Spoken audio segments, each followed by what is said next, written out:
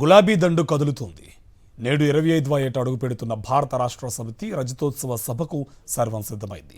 వరంగల్ శివార్లోని ఎలకతుర్తిలో భారీ బహిరంగ సభని సిద్ధం చేశారు.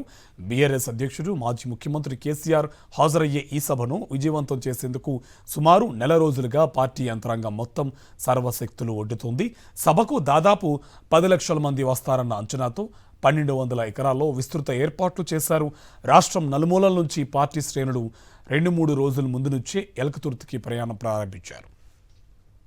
రజతోత్సవ సభ కోసం అట్టహాసంగా ఏర్పాట్లు చేశారు. ఎలకతుర్తి, చింతలపల్లి, దామెర, కొత్తపల్లి, గోపాల్పూర్, బావుపేట తదితర గ్రామాల రైతుల నుంచి సేకరించిన 1213 ఎకరాల్లో సభ నిర్వహిస్తున్నారు.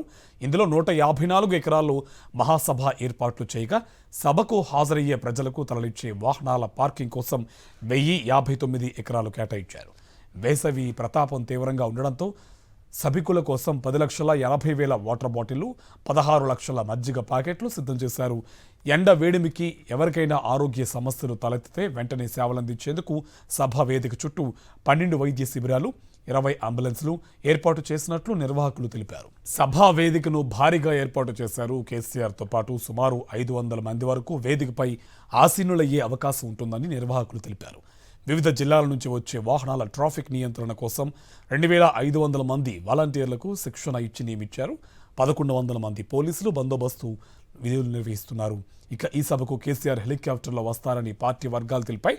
హైదరాబాద్ నుంచి హెలికాప్టర్లో బయలుదేరి సభా వేదికకు 500 మీటర్ల దూరంలో ఏర్పాటు చేసిన హెలీప్యాడ్కు కేసీఆర్ చేరుకుంటారు. సాయంత్రం 5:30 గంటల సమయంలో ఆయన వేదికపైకి చేరుకుంటారని చెప్తున్నారు. కేసీఆర్ సుమారు గంటకు పైగా ప్రసంగించే అవకాశం ఉందంటున్నారు. తెలంగాణ రాష్ట్ర సాధన లక్ష్యంగా పదవీ త్యాగాల పునాదుల మీద 2001 ఏప్రిల్ 27న తెలంగాణ రాష్ట్ర సమితి పార్టీని హుస్సేన్ సాగర్ తీరాన ప్రకటించారు. కేసీఆర్ ఎత్తిన జెండా దించకుండా తెలంగాణ సాధనే లక్ష్యంగా ముందుకు సాగారు.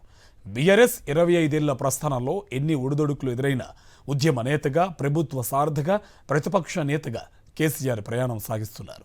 తెలంగాణ రాష్ట్ర సమితి స్థాపనతో తెలంగాణ మలిదశ ఉద్యమాన్ని ప్రారంభించి 14 ఏళ్ల సుదీర్ఘ పోరాటం తర్వాత తెలంగాణ రాష్ట్రాన్ని సాధించారు. 2014లో వచ్చిన ఎన్నికల్లో పోటీ చేసి తెలంగాణ రాష్ట్ర మొదటి సీఎంగా చారిత్రాత్మక విజయాన్ని అందుకున్నారు కేసీఆర్. ఇదే అంశంకు సంబంధించి మరింత సమాచారం సభా ప్రాంగణం నుంచి మా కరెస్పాండెంట్ శ్రీధర్ మనకి లైవ్లో డీటెయిల్స్ అందిస్తారు. శ్రీధర్, చాలా అట్టహాసంగా ఏర్పాటు చేస్తున్నారు ఈ రజతోత్సవ సభ కోసం. 1200 ఎకరాల్లో ఏర్పాటు చేస్తున్న సభది పూర్తి డీటెయిల్స్ ఏంటి? Good morning Karthik. BRS party అత్యంత ప్రతిష్టాత్మకంగా నిర్వహిస్తున్న ఈ రజతోత్సవ సభ సంబంధించి అట్టహాసంగా ఏర్పాటు చేశారు. తెలంగాణ రాష్ట్ర చరిత్రలో ఈ సభకు ఒక పేరు నిలిచిపోవాలనే స్థాయిలో చేశారు. చూడొచ్చు మనం, దాదాపు ఇక్కడ 150 ఎకరాల్లో ఒక బహిరంగ సభ వేదిక మాత్రం ఏర్పాటు చేశారు. దాదాపు 3 లక్షలకు పైగా చైర్స్ ఏర్పాటు చేశారు. పెద్ద పెద్ద స్క్రీన్స్, కటౌట్స్, అదేవిధంగా చాలా అలంకారప్రాయంగా తీర్చిదిద్దారని చెప్పచ్చు. అదేవిధంగా దాదాపు 10 లక్షలకు పైగా, ఎందుకంటే తెలంగాణ ప్రాంతంలో మధ్యలో ఉంది కాబట్టి చుట్టుపక్కల నుంచి దాదాపు ఇతర జిల్లాల నుంచి కూడా దాదాపు లక్షలాది మంది కార్యకర్తలతో పాటు ప్రజలు కూడా వస్తారని బీఆర్ఎస్ శ్రేణులు ఎక్స్పెక్ట్ చేస్తున్నాయి. సీఎం సాయంత్రం ఏదైతే మాజీ సీఎం కేసీఆర్ గారు సాయంత్రం 5 గంటల వరకు హెలికాప్టర్ ద్వారా ఇక్కడ చేరుకుంటారు. తర్వాత 6 గంటల నుంచి 7 గంటల వరకు అతని స్పీచ్ ఉంటుందని చెప్తున్నారు. దాదాపు పార్కింగ్ కోసమే 1300 ఎకరాలు ఏర్పాటు చేశారు. దాదాపు 2000 మంది పోలీసులు భారీ బందోబస్తు ఏర్పాటు చేస్తున్నారు. ఎక్కడ కూడా అయితే దాదాపు దూర ప్రాంతాల నుంచి వచ్చే వారికి కూడా ఎటువంటి ఇబ్బంది లేకుండా, ట్రాఫిక్ జామ్ లేకుండా కూడా ఒక పగడ్బందీ వాలంటరీ వ్యవస్థను ఏర్పాటు చేసి కూడా వీళ్ళు స్వయంగా చూస్తున్నారు. మొత్తానికి క్షేత్రస్థాయిలో, గ్రామీణ స్థాయిల నుంచి కూడా ఆర్టీసీ బస్సులతో పాటు డీసీఎం వ్యాన్లు, ఇతర వాహనాలు కూడా ఇప్పటికే బయలుదేరి కొన్ని ఇప్పటికే ఎడ్ల బండ్ల రూపంలో, అదేవిధంగా మిగతా ఆటోస్లలో కూడా ఇక్కడికి చేరుకుంటున్నారు. అయితే మధ్యాహ్నం వరకు ఎక్కువ మొత్తంలో పబ్లిక్ వచ్చే అవకాశం మనకు కనిపిస్తున్నది. తర్వాత సాయంత్రం సభ జరుగుతుంది. మొత్తానికి ఆ బీఆర్ఎస్ పార్టీ స్థాపించి 25 ఏళ్ల సందర్భంలో ఇది వాళ్ళకు ఒక జోష్ నింపే విధంగా, ఇటీవల జరిగిన ఎన్నికల్లో పరాజయం పాలైన తర్వాత వాళ్ళలో కార్యకర్తలు కానీ నాయకుల్లో ఒక జోష్ నింపే విధంగా ఈ సభ ఉండాలి. అదేవిధంగా ఈ స్పీచ్ కూడా, కేసీఆర్ స్పీచ్ కూడా అదేవిధంగా ఉంటుంది. కాంగ్రెస్ పార్టీ బీజేపీని ఎండగట్టడంతో పాటు ఏదైతే బీఆర్ఎస్ శ్రేణిలో ఒక కొత్త ఉత్తేజాన్ని ఇప్పించే విధంగా ఈ స్పీచ్ ఉంటుందని చెప్పేసి భావిస్తున్నారు. మొత్తానికి ఇక్కడ చాలామంది కూడా కార్యకర్తలు, చాలామంది నాయకులు కూడా ఇక్కడికి చేరుకున్నారు. ఈ చేరుకున్న నాయకుల్లో చెప్పండి, ఎక్కడి నుంచి వచ్చారు మీరు? ఏంటండి సార్ మేము బోధన్ నుంచి వచ్చాము, నిజామాబాద్ జిల్లా బోధన్ కాన్స్టిట్యున్సీ. ఎప్పుడు వచ్చారు? మేము పొద్దున 5:30కి వచ్చాము. పొద్దున ఎట్లుంది సభ? చాలా బాగుంది, మంచి ఉత్సాహంతో మేము వచ్చాము. చాలా మంది 3,000 మంది వరకు మాకు బోధన్ కాన్స్టిట్యున్సీ నుంచి ఇక్కడ చేరుతున్నారు. దగ్గర 25,000 మంది మా బోధన్ నిజామాబాద్ జిల్లా నుంచి ఇక్కడ చేరుతున్నారు. మీ ముఖ్యమైన నేత కేసీఆర్ సాయంత్రం ఆయన స్పీచ్ ఎలా ఉంటుంది అనుకుంటున్నారు?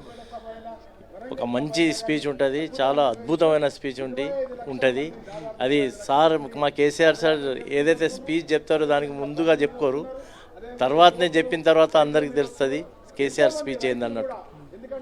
ఇది కార్యకర్తలు, బోధన నుంచి వచ్చిన కార్యకర్తలు చెప్తున్నారు. మిగతా మొత్తం తెలంగాణ రాష్ట్ర వ్యాప్తంగా కూడా చాలామంది కూడా ఇప్పటికే బయలుదేరారు. చాలా కన్వీనియర్గా రీతిలో చూడొచ్చు, మనం విజువల్స్లో చూస్తున్నాం.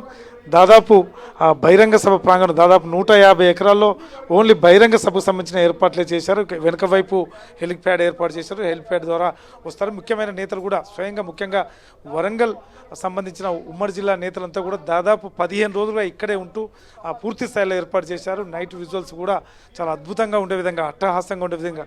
గతంలో బీఆర్ఎస్ మహాగర్జన వరంగల్లోనే నిర్వహించింది. వరంగల్లో దాదాపు అప్పుడు 10 లక్షల మంది రికార్డ్ బ్రేక్ చేస్తూ 10 లక్షల మంది కార్యకర్తలతో అప్పుడు ఒక మహాగర్జన సభ పెట్టారు. తర్వాత తెలంగాణ రాష్ట్రం సాధించుకున్న తర్వాత బీఆర్ఎస్ పార్టీ ఇంత పెద్ద బహిరంగ సభ నిర్వహించడం, ఇది రజతోత్సవ సభ కావడం, ఇది క్షేత్రస్థాయిలో కార్యకర్తలకు కూడా ఒక స్ఫూర్తినిచ్చే విధంగా, ముఖ్యంగా జిల్లా స్థాయి నేతలకు అదేవిధంగా నియోజకవర్గ స్థాయి నేతలకు కూడా ఒక దిశానిర్దేశం ఉండే విధంగా ఇది ఉంటుందని భావిస్తున్నారు.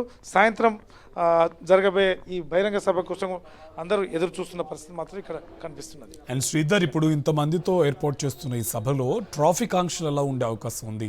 సో ట్రాఫిక్ సంబంధించి ఏమైనా ముందస్తు ప్లాన్స్ ఉన్నాయా?